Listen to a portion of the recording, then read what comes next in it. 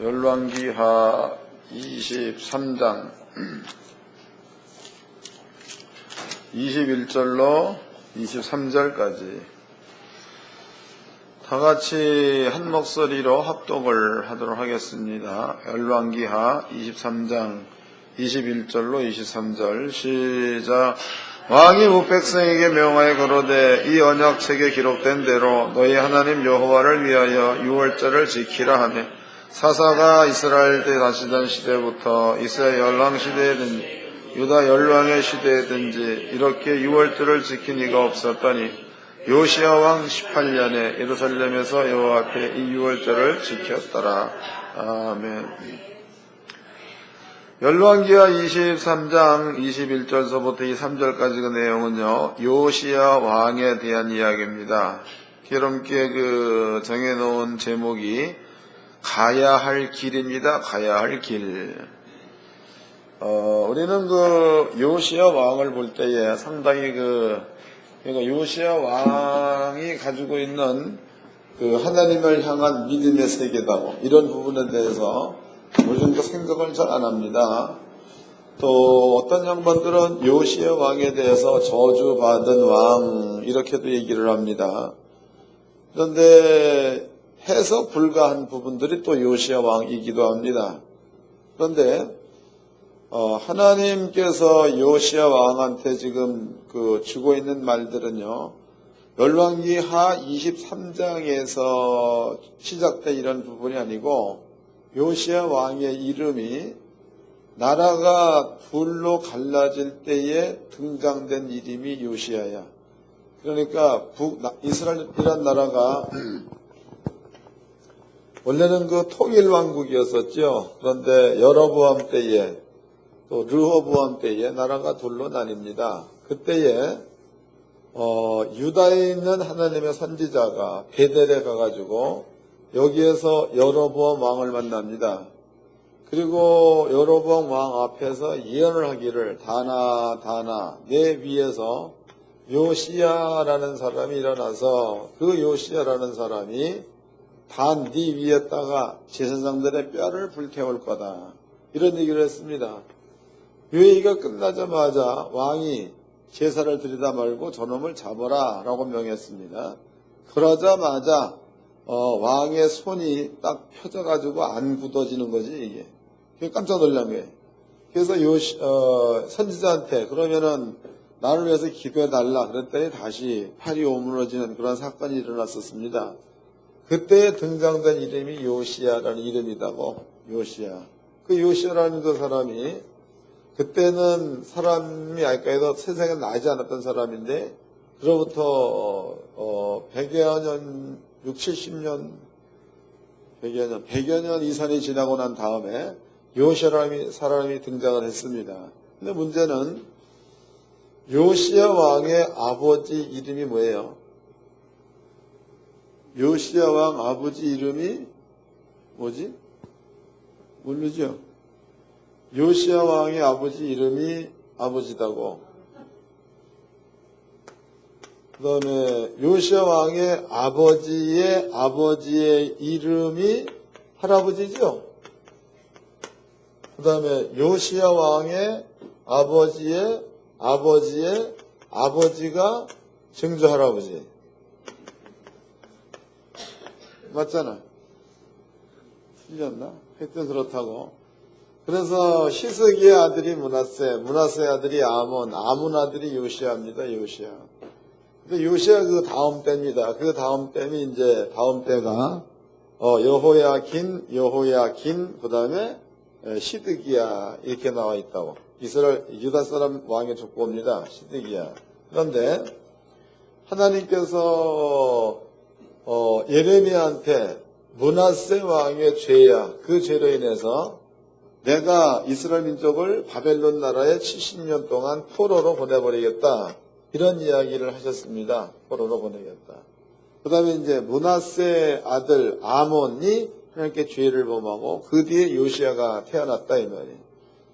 그러면 이제 율법적으로 본다면은요, 이것은 에스겔서 18장에 나오는 말입니다. 히스기야는 의를 행했기 때문에 그 의로 사는 왕.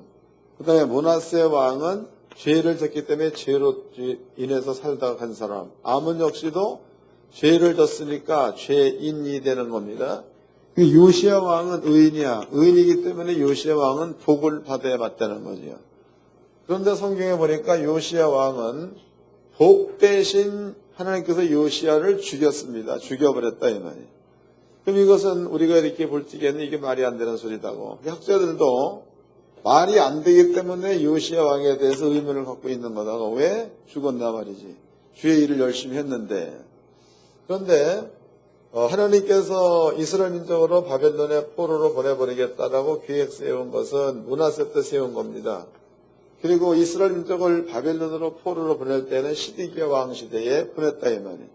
그럼 요 사이에 나타난 사람 요시야 왕이야. 요시야 왕이 나타나가지고 하나님 말씀에 순종하는 일을 했다는 거지요. 순종하는 일. 그런데 요시야 왕이 하나님 말씀에 순종하는데 어느 정도 했는가? 오늘 이거 읽어본 본문의 내용을 한번 다시 읽어보겠습니다. 열왕기하 23장 21절서부터 왕이 묵백성에게 명하여 가로되 이 언약책에 기록된 대로 너희 하나님 여호와를 위하여 유월절을 지키라 하며 사사가 이스라엘 다스린 시대부터 사사 시대로부터 이스라엘 열왕 시대든지 유다 열왕 시대든지 이렇게 유월절을 지킨 일이 없었더라. 그러니까 성경대로 유월절을 지킨 사람이 요시야 왕이었다 이 말이죠. 그 다음에 요시야 왕 18년에 예루살렘에서 여호와 앞에 유월절을 지켰더라. 요시야 왕 18년에 예루살렘 유월절을 지켰다. 그 다음에 이제 28절 요시야의 남은 사적과 모든 행한 일은 유다왕 역대 지략에 기록되지 아니하였느냐. 요시야 당시에 애굽왕 바로누고가 아수르 왕을 치고자 하여 유브라데 하스로 올라가므로 요시야 왕이 나가서 방비하더니 애굽왕이 요시야 왕을 무기뼈에서 만나본 후에 죽인지라. 요시야 왕이 죽었다 이 말. 그 말이 안 맞는 거죠. 하나님의 뜻 순종했으면 살아야 되는 건데 요시야 왕이 죽은 겁니다. 자, 요걸 기억해 놓으시고 그 다음에 이제 왜 죽었는가? 이사야서입니다. 이사야서 57장입니다. 이사야서 57장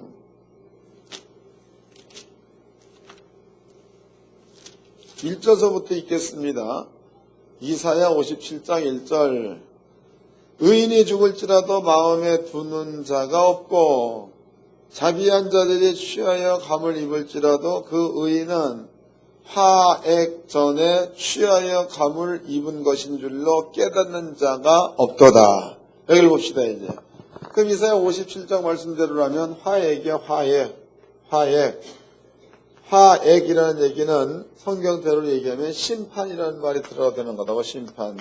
의인은 심판 전에 아버지가 데려간다는 거죠. 의인. 화액 전에 취하여 갚버린다는 거다고. 그럼 하나님께서 므낫세 왕 시대에 화액을 말해 놓으셨는데 시디기야 때가 되면은 너네들은 나라가 망할 거다. 바벨론으로 따가 70년 동안 포로로 잡혀가고 이스라엘 나라는 바벨론의 손아귀에 떨어질 거다. 이게 아버지가 세우는 계획입니다.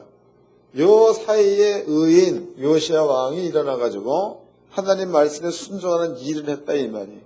그럼 성경대로라면 하나님께서 정해놓으신 심판은 꼭 와야 되는 거고 또 요시야는 그 가운데에 하나님 말씀에 순종한 자이기 때문에 요시야에게도 하나님께서 복을 줘야 맞다는 거죠.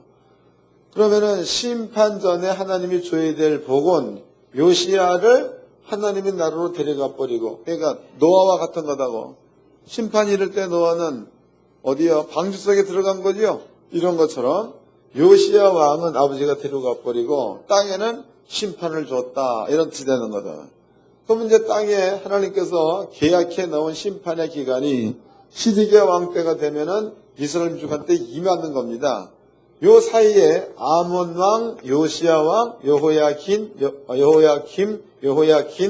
그다음에 이제 시드기야 이렇단 말이죠. 그래서 여기 아하시야, 시드기야. 그렇다면은 요 사이에 요시야 왕이 있었는데 요시야 왕은 하나님께서 때가 되어지면 이 모든 것들을 아버지가 심판할 거다.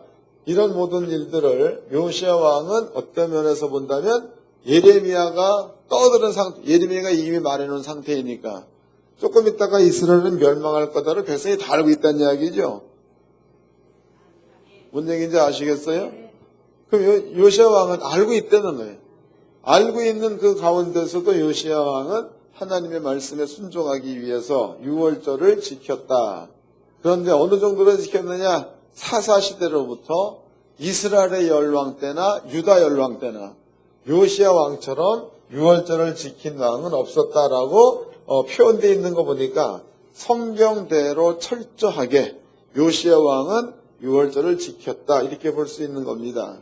자, 그렇다면 요시야 왕은 자기의 장래, 나라의 장래라는 것들을 알고 있으면서도 하나님 뜻에 순종하는 일에 최선을 다해서 했다는 얘기가 되겠죠.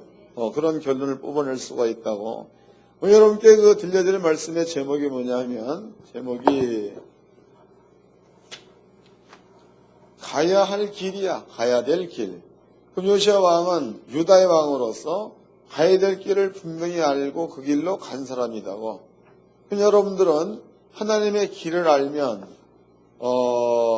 이유에 어찌됐든 간에 하나님의 길을 알았다면 그 길로 가야 맞는 거죠. 그러니까 여기에는 이유가 없는 거야. 여기에는 여러분들이 무슨 이유 돼가지고 성경에 나와 있죠. 그게 몇 장에 나와 있어. 성경에 이런 말이 있습니다. 하나님께서 정해놓은 잔칫날, 하나님께서 초청해 온 사람들이라고. 그 사람들이 하나님이 정해놓으신 잔칫날이 딱인데 그날에 나는 소를 샀으니 소를 시험에 보러 가야 되겠다. 잔칫날 알고 있는데. 나는 밭을 샀으니 밭을 갈러 가야 되겠다. 나는 결혼을 했으니 결혼잔치에 가봐야 되겠다. 그래서 하나님이 벌려놓은 잔칫날에 그 잔치집에 들어온 초청받은 자가 한 명도 없는 거다고. 하나님께서 그러면 가라. 가가지고 병든 자 잔칫날에 먹을 거 많잖아. 데려다 앉혀놓아라. 가난한 자 앉혀놓아라. 거지 앉혀놓아라. 그게 내 잔칫날에는 이러한 자들로 가득히 채우고 초청한 사람들은 한 놈도 못 들어오게 문 닫아버려라. 이렇게 명해 놓으셨습니다. 그런데 초청받은 사람 가운데서 한 사람이 몰래 와가지고 앉았어. 그러니까 하나님께서 그 놈을 뽑아가지고 바깥에 버리라 그랬죠. 그러니까 바깥 슬피울매 이를 가면 있으리 이렇게 기록되어 있다고. 여러분들은요 때문에를 붙이면 안 되는 거예요. 주일날 무엇 때문에, 또 하나님께서 정해놓은 날 무엇 때문에, 교회에서 정해놓은 하나님의 일을 하는 데에 무엇 때문에, 때문에를 붙이면 안 된다는 거지. 요시야 왕 같은 경우에는 분명히 마지막 때가 준비된 상태에서 요시야 왕은 그래도 최선을 다해서 하나님의 일을 했던 사람이 요시야 왕입니다. 하나님께 성도님들은 정해진 길을 여러분들이 최선을 다해서 가시는데 처음과 끝이 같아야 될 줄로 믿습니다. 조금 가다가 여러분들의 마음에 안 맞으면 마음이 요동한다거나, 조금 가다가 성경은 틀림이 없는데 인간적인 생각이 안 맞아버리면은 마음이 뒤틀리는 사람이 있다고. 그런 사람들은 하나님께서 기뻐하지 않습니다. 여러분들은 목사 보고도 신앙생활하면 곤란해. 목사 볼 게 뭐 있습니까? 키 작지 하여튼 볼 게 없다고. 그렇지만은 목사 입에서 나오는 하나님의 말씀이 틀림이 없다면 그 말씀을 보고 가라 이 말이에요. 정수영 목사도 그 말씀을 쫓는 사람 가운데 한 사람, 여러분들도 그 말씀을 믿고 쫓는 사람 가운데 한 사람, 그래 되어서야 맞는 거지. 만약에 내가 하나님과 여러분 사이에 내가 끼어 있으면은 목자가 둘이야. 하나는 하나님이 목자예요, 하나는 목사가 목자다. 아니죠. 성경의 목자는 예수의 한 분이라 했죠. 주의 말씀을 쫓아가야 나도 예수님의 양이 되는 거고 여러분들도 예수님의 양이 되는 거고, 그래야 맞는 겁니다. 그래서 우리 교회는요, 사람의 허물 때문에 싸워서, 사람의 욕심 때문에 뭐가 안 맞아서 이래가지고 하나님의 말씀을 떠나는 어리석은 자가 없어야 된다고. 아셨죠? 근데 이것은 여러분들이 뭐 봐서 알 거네. 여러분들이 그 공부하고 있는 내용이, 이 모든 내용들은 결코 수준이 낮은 내용이 아니라는 거지. 절대 수준 낮은 내용이 아닙니다. 얼마 전에도 이제 그 요번 집회 때네, 그때도 어떤 목사님 와가지고 어떤 목사 욕을 막 해. 그래서 막 떠들어. 그래서 교회 그냥 물어봤더니 어째서 떠들어. 그래서 내가 그 양반은 그렇게 해서라도 복음이 증거되면 그거로 족한 거지. 그러고 말았다고. 여러분들은 절대로 끼리끼리 어떤 인간적인 면이야 이런 것들이 부딪혀가지고 교회를 떠난다거나 말씀에서 떠난다 이러면 안 되는 거예요. 여러분들끼리는 조금 싸우고 그럴지라도 하나님 말씀이 맞으면 쫓아가야 되는 거다고. 또 싸웠어도 말씀이 맞으면 화목해야 되겠죠. 그래야지 그게 교회요. 교회는 죄인들이 모인 곳이요. 죄성이 전부 다 있기 때문에 안 싸울 수는 없는 거지. 마음에 안 들 수도 있는 거고. 싸우라고 머리가 터지게 싸워. 그 다음엔 꼭 성경대로 용서하시고 화목하시기 바랍니다. 그리고 마지막 때까지 하나님께 주어진 일들은 이렇게 요시아 왕처럼 감당할 수 있는 이러한 성도가 되어야 될 줄로 믿습니다. 옆 사람과 인사 좀 합시다. 가야 될 길을 갑시다.